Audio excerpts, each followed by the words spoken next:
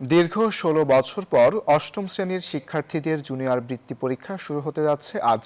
সকাল ১০টা থেকে দুপুর ১টা পর্যন্ত দেশের ৬১১টি কেন্দ্রে এ পরীক্ষা নেওয়া হবে। এতে অংশ নেবে সারা দেশের প্রায় ৩.৫ লাখ পরীক্ষার্থী। সব প্রশ্ন জাতীয় শিক্ষাক্রম ও পাঠ্যপুস্তক বোর্ড এনসিটিবি প্রণীত অষ্টম শ্রেণীর পাঠ্য বইয়ের আলোকে করা হয়েছে। পরীক্ষা নির্বিঘ্ন করতে প্রশ্নপত্র প্রণয়ন, মুদ্রণ, বিতরণ এবং কেন্দ্র ব্যবস্থাপনায় সর্বোচ্চ নিরাপত্তা নিশ্চিত করেছে শিক্ষা বোর্ডগুলো।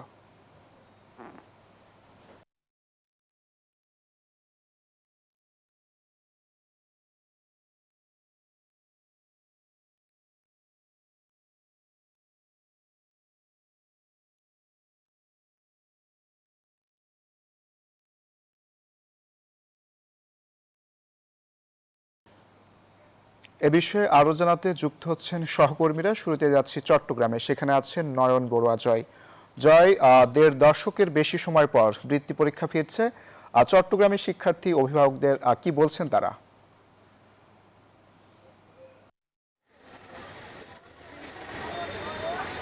ধন্যবাদ অঙ্কুর আপনাকে। আপনি দেখতে পাচ্ছেন, যেহেতু আপনি নিজেই বলছেন যে দেড় যুগ পর প্রায় ১৬ বছরের উপরে কিন্তু আমরা দেখতে পাচ্ছি পরীক্ষা অনুষ্ঠিত হচ্ছে। তবে আমরা যদি বলি একটু, এখানে পরীক্ষার্থীরা যথাসময়ে আসতে শুরু করছে। ১০টা থেকে পরীক্ষা শুরু হবে। তো একটা উৎসব আমরা দেখতে পাচ্ছি যে বৃত্তি পরীক্ষা যখন শুরু হয় তো তখন কিন্তু আসলে নিরাপত্তাটা কিন্তু আগেভাগে কিন্তু নেওয়া হয়। এই বছরও তার কোনো কমতি নেই, যেহেতু অনেক বছর পরে এই পরীক্ষাটি অনুষ্ঠিত হচ্ছে। তবে অভিভাবকদের মধ্যে একটা উৎসাহ দেখতে পাচ্ছে। সবাই চায় তাদের সন্তানরা কিন্তু বৃত্তি পরীক্ষায় যেন তারা কিন্তু ভালো ফলাফল করুক।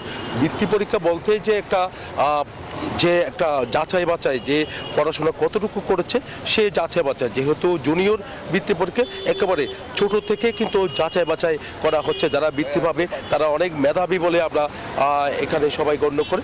তো দেখা যাচ্ছে যে পরীক্ষা যথাসময়ে যেন অনুষ্ঠিত হয় সেদিকে কিন্তু তারা বিবেচনা রেখেই এখানে শিক্ষা কর্মকর্তারা, একই সাথে স্কুল কর্তৃপক্ষ যারা আছে, বিভিন্ন কেন্দ্র, চট্টগ্রামের বিভিন্ন কেন্দ্রে কিন্তু আমরা দেখতে পাচ্ছি শিক্ষার্থীরা যথাসময়ে শুরু এসেছে। যেহেতু আজকে বাংলা পরীক্ষা, যেহেতু 5টি বিষয়ের পরীক্ষা অনুষ্ঠিত হবে এই জুনিয়র বৃত্তি পরীক্ষায়, এখানে অভিভাবকরা বলছেন যেন কোনো প্রশ্ন যেন কোনোভাবে ফাঁস না হয়, আবার যেন দ্বিতীয়বার যেন পরীক্ষা দিতে না হয়, সেই আশা কিন্তু তারা করছেন। এরকম বৃত্তি পরীক্ষা, জুনিয়র বৃত্তি পরীক্ষা যদি প্রতি বছরই যদি যথাসময়ে হয় তাহলে শিক্ষার্থীদের ক্ষেত্রে অনেক ভালো হবে বলে তারা মনে করছেন। আরেকদিকে যে আমরা শিক্ষা কর্মকর্তারা যেমনটা জানিয়েছেন, আমি যেখানে আছি এটি একটি কেন্দ্র, একই সাথে চট্টগ্রামের আরও অন্যান্য কেন্দ্রগুলোতে কিন্তু আইন শৃঙ্খলা বাহিনী খুব সতর্ক অবস্থানে আছে।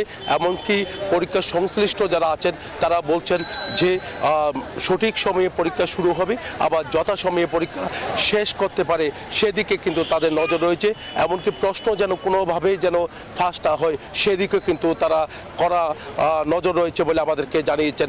এই ছিল আমার এখানকার সর্বশেষ।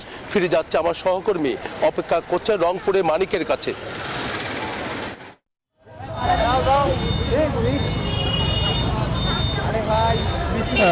আপনি যেমনটি বলছিলেন চট্টগ্রামের কথা, আমি রয়েছি রংপুর জেলা স্কুলের সামনে। আপনি দেখতে পাচ্ছেন যে শিক্ষার্থীরা দীর্ঘ 16 বছর পর বৃত্তি পরীক্ষায় অংশগ্রহণ করতে পেরে কিন্তু অত্যন্ত আনন্দিত, উচ্ছ্বাসিত।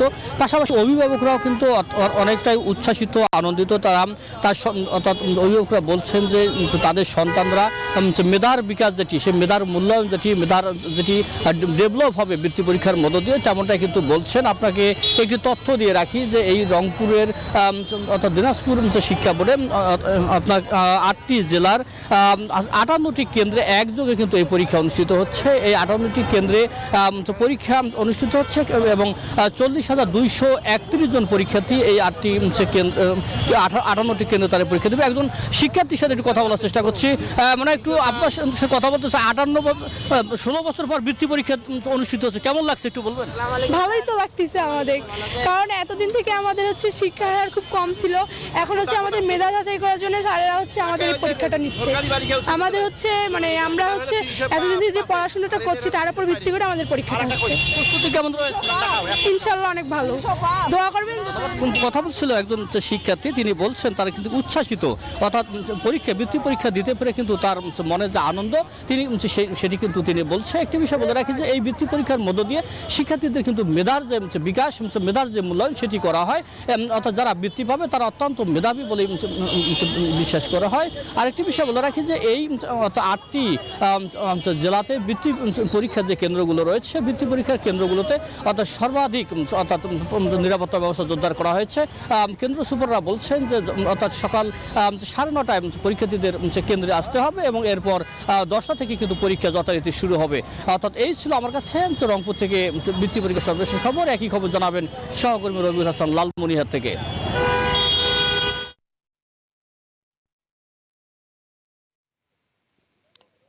ধন্যবাদ। আপনি জানেন যে দীর্ঘ 16 বছর পর কিন্তু প্রায় 8ম শ্রেণীর জুনিয়র বৃত্তি পরীক্ষা অনুষ্ঠিত হচ্ছে। পাশাপাশি আজকে কিন্তু মাদ্রাসা শিক্ষা বোর্ডের ইবতেদায়ী 5ম শ্রেণীর বৃত্তি পরীক্ষা, 8ম শ্রেণীর জুনিয়র বৃত্তি পরীক্ষা রয়েছে। আপনারা জানেন যে দীর্ঘ 16 বছর পর এই পরীক্ষাটি অনুষ্ঠিত হয়, কিন্তু শিক্ষার্থীদের মাঝে উৎসাহ উদ্দীপনা দেখা দিয়েছে এবং পাশাপাশি অভিভাবকরাই কিন্তু বলছে যে দীর্ঘ 16 বছর পর শিক্ষার্থীদের যদি পরীক্ষা না হয় তাহলে তাদের মেধার মূল্যায়ন হবে এবং পাশাপাশি শিক্ষার্থীরা আরো এগিয়ে যাবে। তারা বলছে বিগত দিনে কিন্তু তারা যে শিক্ষা ব্যবস্থার মোটেও ভালো ছিল না, এখন যে সরকার রয়েছে তাদেরকে ধন্যবাদ জানিয়েছেন এবং তারা এই শিক্ষার্থীদের জন্য কথা চিন্তা করে মেধার মূল্যায়ন এবং বৃত্তি পরীক্ষা 16 বছর পর অনুষ্ঠিত হচ্ছে, এটা কিন্তু তারা অনেক খুশি। আমি যেখানে রয়েছি এটি লালমনিরহাট জেলার হাতীবান্ধা সরকারি এসএস উচ্চ বিদ্যালয় মাঠে। এখানে শিক্ষার্থীরা ইতিমধ্যে কিন্তু কেন্দ্রে প্রবেশ করেছেন এবং আজকে কিন্তু বাংলা প্রথম পরীক্ষা হবে এবং সকাল 10টা থেকে দুপুর 1টা পর্যন্ত পরীক্ষা অনুষ্ঠিত হবে এবং এবং শিক্ষার্থীরা অনেক উৎসাহ উদ্দীপনার মধ্যে রয়েছে এসেছেন এবং তারা অনেক খুশি। এই ছিল আমার কাছে সর্বশেষ। ফিরে যাচ্ছি স্টুডিওতে। অঙ্কুর।